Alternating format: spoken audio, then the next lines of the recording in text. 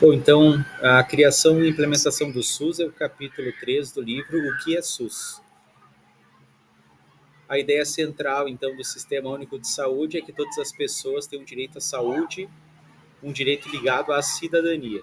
Então, sem depender do mérito de pagar a previdência social, nem de provar a condição de pobreza, nem poder aquisitivo para poder atendimento particular e nem da caridade.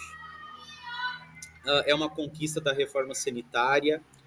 Então, o SUS, na Constituição, pela primeira vez, a saúde como um direito social e a saúde como um direito de todos e dever do Estado garantir. E para isso, é preciso também pensar em políticas econômicas, como distribuição, produção e distribuição de riqueza e renda, emprego, salário, acesso à terra e moradia, sociais, né, como educação, cultura, esporte, lazer, que antecedem as ações de saúde porque reduzem o risco de doença e de agravos. Os agravos são os quadros que não são a doença em si, né, mas agravam a situação, como acidentes, envenenamentos. A violência, então, são eventos que vêm de indivíduos, grupos, classes, nações e que ocasionam danos físicos, emocionais, morais ou espirituais a si ou aos outros.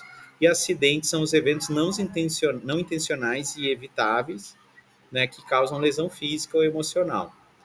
Então, na Constituição, garante que a saúde é universal e o acesso igualitário, promovendo, então, a saúde, protegendo e também atuando na recuperação, que a gente vai falar à frente, né? Então, vamos já ali a definição de acesso universal, que todos podem alcançar a ação ao serviço de saúde, então, sem barreiras de acessibilidade legais, econômicas, físicas ou culturais. Acesso igualitário que todos têm acesso, sem discriminação ou preconceito. Não fala em equidade, mas fala em acesso igualitário. Promoção da saúde é pensar na causa das causas, aquilo que é possível prevenir, né? Então, os fatores socioambientais, então também medidas de bem-estar, qualidade de vida para as pessoas, né? Então, isso é a promoção da saúde. A proteção da saúde é eliminar os riscos ou reduzi-los, né? Através de vacinação, combate a insetos transmissores de doenças, campanhas para uso de cinto de segurança, para uso da camisinha, também controle de qualidade de água, de medicamentos, de alimentos, né? E também tem o princípio da precaução, que é atuar naquilo que pode ser que dê problema, mas que ainda não se sabe ao certo, como é o caso dos alimentos geneticamente modificados.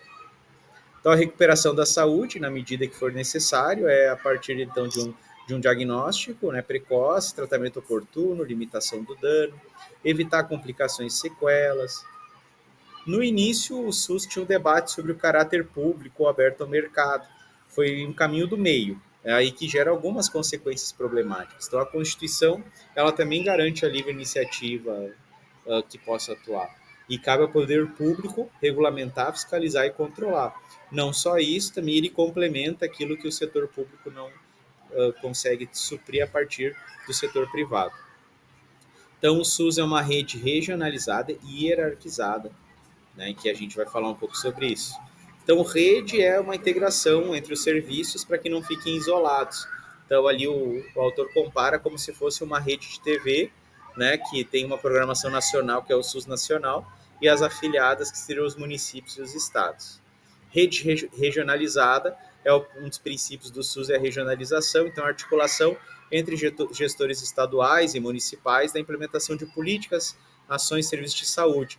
Então, garantir que todos os territórios tenham algum atendimento, né, desde serviços básicos até aqueles mais especializados que ficam centralizados e concentrados em cidades polos. Descentralizar, então, que é um ponto-chave também do SUS em relação a atender essa diversidade regional do país. Então, passa a gestão para os municípios e os municípios fazem a gestão dos seus problemas, né? Respondem às demandas, né? Então, é um dos princípios. E aquilo que os municípios não atendem, as secretarias estaduais atendem e, da mesma forma que o Ministério da Saúde assegura o cumprimento dos princípios e diretrizes do SUS. Atendimento integral envolve priorização de ações preventivas, tanto individuais como vacinas ou coletivamente, como combate ao mosquito da dengue, por exemplo, né?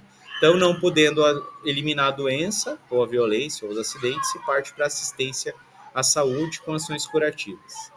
Participação da comunidade é fundamental, também garantido na Constituição, né, e indicado, né, recomendado pela OMS, e o Brasil garante a participação da comunidade através, né, que a gente vai ver ali dos conselhos e também da conferência de saúde, e foi uma forma de suprir o autoritarismo assim, do governo militar em relação também às práticas de saúde e serviços, né? E o SUS, então, ele tem essa abertura democrática. Nas leis, o SUS é garantido pela Constituição, mas foi preciso organizar, regulamentar ele através de uma lei, que é a Lei Orgânica 8.080, de 1990. Foi necessário uma lei complementar, também no mesmo ano, em dezembro, porque a lei anterior sofreu alguns vetos presidenciais em relação à comunidade e financiamento. Essa lei orgânica não se limita ao SUS, mas também atende o setor privado, a medicina liberal e empresarial, né, através também da regulamentação, mas também as entidades filantrópicas, fundações públicas, né, além também das empresas privadas que comercializam planos de saúde. Ela reafirma os princípios e diretrizes presentes na Constituição, então, essa lei orgânica. Entre os objetivos e atribuições do SUS está a assistência às pessoas, a gente vai ver depois a descrição de cada uma delas, vigilância sanitária e epidemiológica, saúde do trabalhador, assistência terapêutica integral, como a farmacêutica. A assistência à pessoa é tudo que envolve o cuidado com o ser humano, as ações de promoção, prevenção, reabilitação e tratamento. Vigilância sanitária, através do controle da qualidade de medicamentos, alimentos, bebidas, cigarros, equipamentos e materiais médicos, odontológicos e hospitalares, vacinas, hemoderivados, serviços de saúde, fronteiras, etc. Eliminar, diminuir ou prevenir riscos à saúde. A vigilância epidemiológica, ela diz respeito, então, às ações que podem causar doenças, né, mais em massa, né, então, como a gente passou agora pela questão da Covid-19, né, então, conhecer e detectar esses riscos à saúde individual e coletiva. Saúde do trabalhador é a reabilitação e a recuperação do trabalhador dentro dos riscos oferecidos pelo seu trabalho. Assistência farmacêutica é o abastecimento de medicamentos em todas as etapas, né? Existe a farmácia popular também, mas existem outras ferramentas, né? Que desde a conservação, qualidade, segurança, eficácia terapêutica, acompanhamento, avaliação de uso, né? Também tem essa questão sobre o uso racional do remédio, né? Tudo que tem relação a isso, também até o controle, né? Da distribuição e do receituário, né? Desses remédios. Aqui tem algumas atualizações de legislações, mas eu não vou citar todas elas, mas tem, por exemplo, inclusões posteriores à Constituição, em atendimento à saúde indígena, à assistência domiciliar, teleatendimento, à violência contra a mulher, as crianças também e adolescentes expostas à violência, a comunidades indígenas, quilombolas e outras comunidades tradicionais. Os princípios e diretrizes, princípios é aquilo que orienta os pensamentos e ações, é aquilo que é mais rígido, né? As diretrizes são as condições gerais, aquilo que vai colocar em prática, vamos dizer assim, para que todos sigam.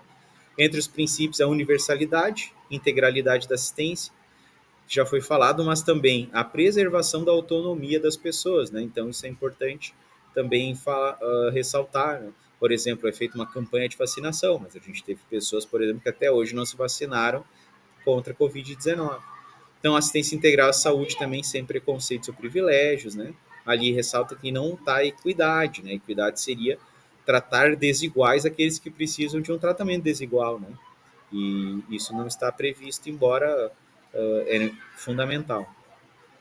Entre as diretrizes, então, que já foi falado, também de centralização, integralidade, participação da comunidade, mas também divulgação das informações, né, importante, hierarquizar as redes de saúde, né, então, é isso, as ações também que visem diminuir os riscos, os danos. Então, os primeiros anos do SUS foi necessário fazer com que os governos cumprissem a lei, não através, então, né, até de campanhas para isso, né. Uma rede hierarquizada, que é o caso do SUS, é uma em que os municípios que não conseguem atender todas as demandas necessárias da sua região partem para outras regiões, né? Então, a partir disso, é feito parcerias entre estados e município, entre municípios também, para assegurar os atendimentos. É uma forma de racionalizar também os investimentos públicos. Então, ali também a integralidade da assistência é o atendimento desde a atenção básica até a hospitalar mais especializada que for necessário. Mas 80% dos casos podem ser atendidos em serviços básicos, né, que é a porta de entrada do sistema de saúde. Então, casos mais difíceis são encaminhados para média e alta complexidade, né? Então, dependendo do nível de gasto, de recursos necessários, é média ou alta. Né? Ali também lista, está no documento que eu passei todas as listagens também. Mas um equívoco é achar que a atenção básica é baixa complexidade, porque um atendimento mental ou de uma visita domiciliar numa família onde tem pessoas expostas à violência pode ser muito mais complexo do que um atendimento simples de traumato-ortopedia, que estaria na média complexidade. Gestão participativa, que fala do Fundo Nacional de Saúde, então onde vai todos os recursos para custeio e investimento. Cada estado e cada município também tem o seu fundo de saúde, que é gerido pelos seus gestores, né, e fiscalizado pelos órgãos ali de controle também, né. Então aí fala também sobre a necessidade de ter um plano de saúde, que não é plano de saúde privado, mas é um planejamento. Tem também uma composição paritária dos conselhos, né, ter relatório de gestão, ter uma contrapartida de recursos para a saúde no orçamento de cada ente e planos de carreira para os servidores. Os fundos integram uma conta bancária, né, como eu disse, gerido pelos seus gestores em cada nível. Em relação à participação, tem a Conferência de Saúde, que acontece a cada 4 anos para avaliar a situação da saúde e propor diretrizes. Então, ela não formula políticas em si, mas diretrizes que os governos colocam em prática. Os conselhos de saúde tem municipal, estadual e federal. Eles atuam, então, de forma permanente, né? E ele tem caráter deliberativo. Então, também por ali passam as propostas, sugestões para que os governos coloquem em prática, além também de controlar as execuções da política em cada ente, né? Ali fala um pouco sobre cada um, o Conselho Municipal, Estadual, Federal, há uma integração entre os diferentes níveis. A implantação do SUS, então, ela vem ali também, tem alguns desafios, que foi esse final dos anos 80 e 90, crise econômica e também políticas macroeconômicas, os governos que não pregava, por exemplo, né, o neoliberalismo, então tirada de investimentos para questões sociais, principalmente, e é o que acontece, com a entrada em vigor, metade dos gastos em saúde acabaram sendo cortados, talvez até, eu imagino, com medo do que eles acreditavam que aumentaria de gasto no futuro, eles resolveram cortar, né? Então, cresceu o mercado suplementar, que são os planos de saúde, por exemplo, e também serviços particulares, né, que as pessoas acabam aderindo. Nesse início, então, uma série de normas foram feitas, né? E ali tem o exemplo de algumas, o que mostra tanto um pouco a questão de complexidade, né, do sistema, mas também pode pensar na questão de burocracia, né? E ao longo dos anos foram feitas muitas portarias, e em 2009 foi feita uma organização delas. Em 2016, por exemplo, 75% dessas normas então estavam organizadas já, porque algumas já tinham perdido validade, foi necessário revisar. Então, de 60 mil portarias analisadas, daí resultou na consolidação de 743 normas. Né? Então, muitas delas já estavam obsoletas. Aqui são os órgãos, né, a organização atual, não vou entrar assim mais específico em cada uma, mas a gente tem os órgãos diretos do Ministério, tem órgãos específicos, são secretarias, né, que atuam de forma mais autônoma, unidades descentralizadas, né, os institutos de cardiologia, traumatologia, etc. Órgãos colegiados, que é os conselhos, né, comissões, e entidades vinculadas, autarquias e também fundações públicas, né, que estão ali depois podem ser lidos com mais calma. Então, tem no texto uma pesquisa de opinião, eu procurei dados mais atualizados e encontrei uma que fala que 70% das pessoas que não são da área da saúde não sabem todas as atribuições do SUS. Né? Isso me chamou a atenção. Eu vou falar ali o mais importante, também pode ser feita uma pausa aí para vocês verem com calma, mas 72% acreditam estar inclusos no PNI, né? E na verdade a gente sabe que o Plano Nacional, o Programa Nacional de Imunização atinge muito mais que isso. Entre os que são vinculados na área da saúde, aumenta esse número, né? Também, se vocês observarem. Então, se perguntar para as pessoas, elas vão dizer que o SUS representa filas, né? Macas no corredor, que é um plano para as pessoas pobres, os médicos vão dizer que o SUS paga mal, os prefeitos vão dizer que é verba insuficiente, burocracia, né? Mas as filas existiam antes do SUS, os pronto-socorros sempre pareceram um cenário de guerra, né? Então, problemas são narrativas distorcidas que demonstram tanto falta de conhecimento, mas também má fé e interesses contrários, né? Então, as visões do SUS, né, a ideia de um SUS para os pobres, só para atender pobres, pessoas pobres, e um atendimento simplificado. O SUS real, que é o direito à saúde, mas reféns da realidade econômica, né, dos governos. O SUS formal, que é o que está na lei, que é às vezes distante da realidade. E o SUS democrático, que é o SUS idealizado pela reforma sanitária, né, de acesso a todos, que é uma luta que precisa ser feita. Aqui fala um pouco os programas do SUS, a estratégia da saúde da família, né, a atuação dos agentes comunitários, né, então que conseguiu ampliar muito serviço. Aqui vai dizer da quantidade de população que hoje é atendida, né, 64% da população em 2020, 129 milhões atendidos pela estratégia da saúde da família, né, hoje sem 43, mais de 43 mil equipes, né? Atualmente há mais de 402.700 agentes de saúde, né? Que só no primeiro semestre desse ano realizaram 350 milhões de visitas, né? O programa de saúde bucal tem 28 mil equipes. Esses avanços da estratégia da saúde da família reduziam a mortalidade infantil 60% nessas 2 primeiras décadas do século. Né? Tem o Programa Nacional de Imunizações que está retomando, aí eu peguei alguns dados atualizados em relação à vacinação no primeiro ano de idade, onde 7 das 8 vacinas tiveram um aumento, né, agora neste ano, no ano passado. Política Nacional dos Medicamentos, né, o RENAME, que é a lista de medicamentos, tudo isso garantido pelo SUS. Saúde mental, através dos CAPs, mas também através das unidades de saúde, dos hospitais de referência, leitos em hospitais psiquiátricos, residenciais terapêuticos, né? Fundamental para garantir cidadania para essa população e uma inserção novamente na sociedade. O serviço de informações hospitalares, né, que é o que faz também, organiza o pagamento de serviços todos, né?